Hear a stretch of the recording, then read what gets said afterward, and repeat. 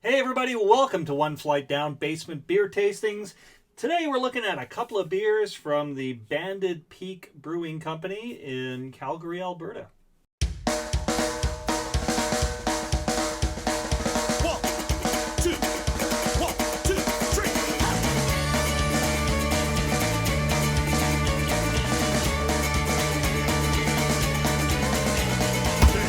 Alright, so my friend Ken gave me a couple beers from the Banded Peak Brewing Company for my birthday this year, along with a few other beers. And the plan was to kind of drink them together, but it didn't quite work out.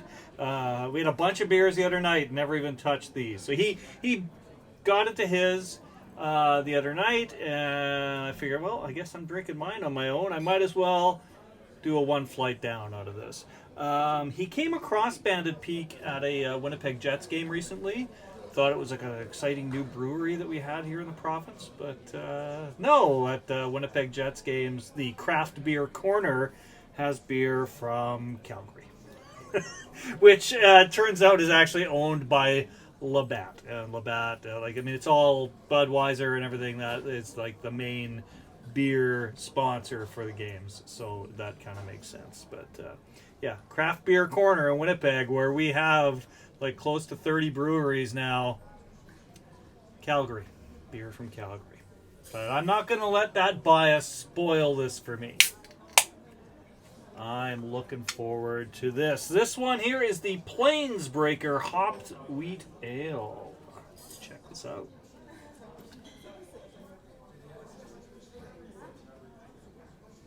Wow, sorry, I wasn't showing you the pour. What a jerk. All right, we're getting a nice golden color on this. A little hazy, a little bit hazy. I can sort of make out that I have fingers when I look through the glass, but I can't make them out that well. Hold it up to the light for you there, just so you get that sense of it. It's golden and hazy, common for a wheat beer. What else can I tell you about this? This is... Well, I know the longitude and latitude now of Calgary, but that I don't need to know. I need to know about this beer. It is 5% alcohol and 24 IBUs. It's an unfiltered tropical ale. Let's check it out. Very nice tropical notes on the nose. A little bit of like pineapple, maybe? Oh, it smells good. All right, let's go in for a sip.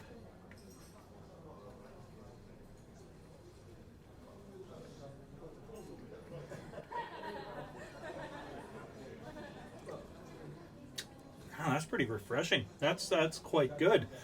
Crafted for adventure, an aromatic style bending approach to the pale ale.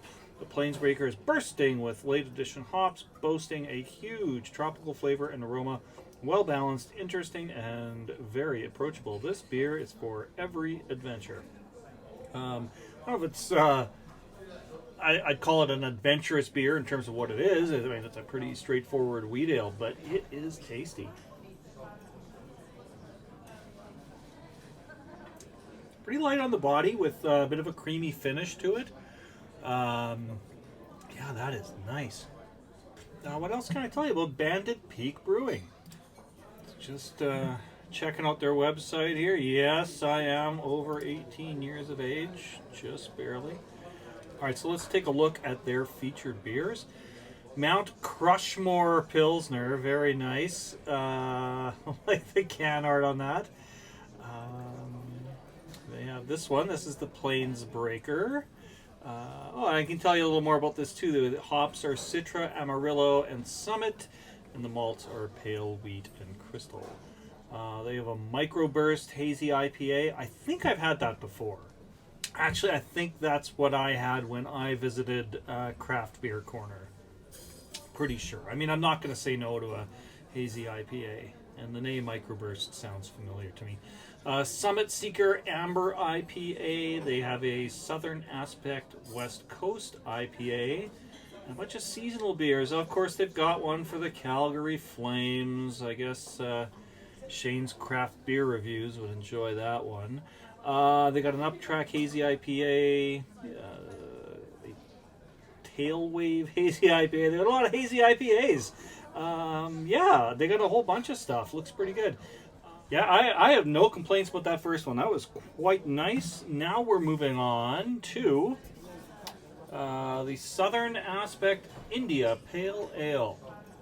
It's funny, I think it feels like a while since I've seen India Pale Ale spelled out like that. It's usually like West Coast IPA or New England IPA, Hazy IPA. This is straight up India Pale Ale.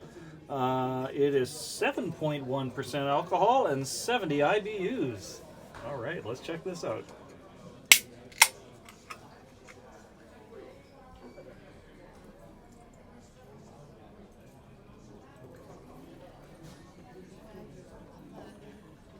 Golden in color again.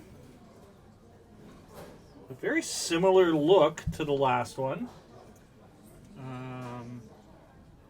And again, kind of the tropical notes. Yeah, still pretty hazy. I think it's a little darker, or at least a little hazier.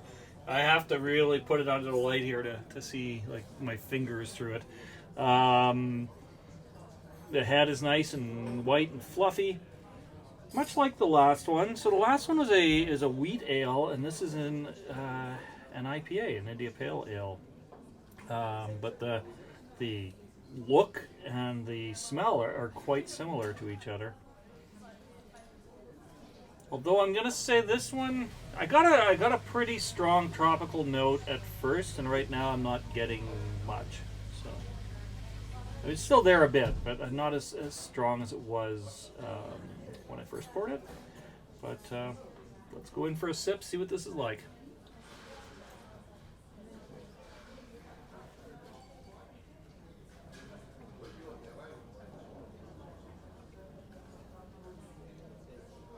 Right, that is definitely more of a hop bitterness than the last one had. A pretty bitter finish on it. Pretty nice though. It's the mouthfeel is very creamy up front. But there's a definite dry finish. Like my first thought was like, yeah, that's very very creamy, but there's a definite dry finish to that.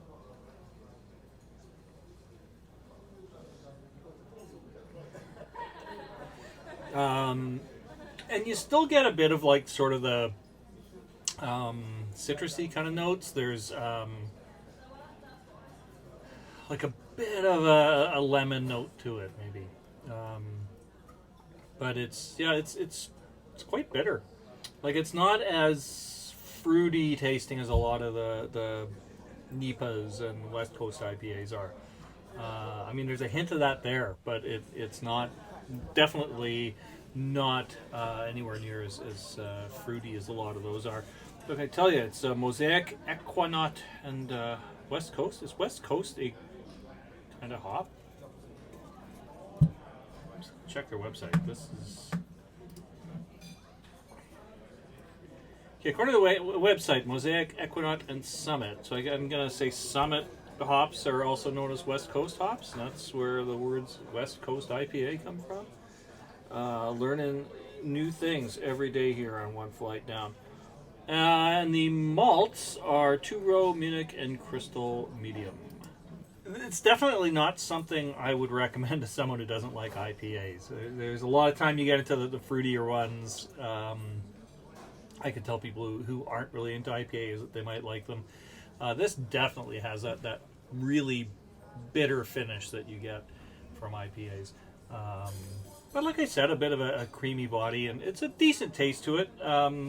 I like it. I don't like it as much as the hopped wheat ale. I think I enjoyed that a little more. And it's not an IPA I would hunt down or anything. I mean, there's kind of a thing, like I really like the hazies and the NEPAs. But if I want to get into like really bitter hops, sometimes I just want to go just a little further than this one. You know, like this is very hoppy, it's very bitter. But I don't know. I think of things like Little Scrapper from Half Pints, or like Fat Tug, stuff like that is just like It's just taking it just a little bit further in terms of the hoppiness, and that tends to excite me a bit more. But I mean, this is very good. I mean, I'm gonna savor this for the rest of the evening. A couple friends of mine told me about a bad movie I can watch. I'm gonna watch a bad movie and have a pretty decent beer while I do so. So there you go. If you've tried anything from Banded Peak, any of the other stuff, feel free to comment. Let me know what you think of it. I'm curious to try some more of their stuff. Like I said, there was that one hazy IPA I'm pretty sure I had before, but yeah, I don't know if you can get that in cans where I live or not. I've actually never really noticed this in the beer stores, but Ken noticed it, Ken bought it, and I appreciate that. Ken, thank you very, very much. And I'll be sure to bring some beers to your doorstep on your birthday. All right. Take care, everyone. Stay safe. Cheers. I'm tired and I need to go home.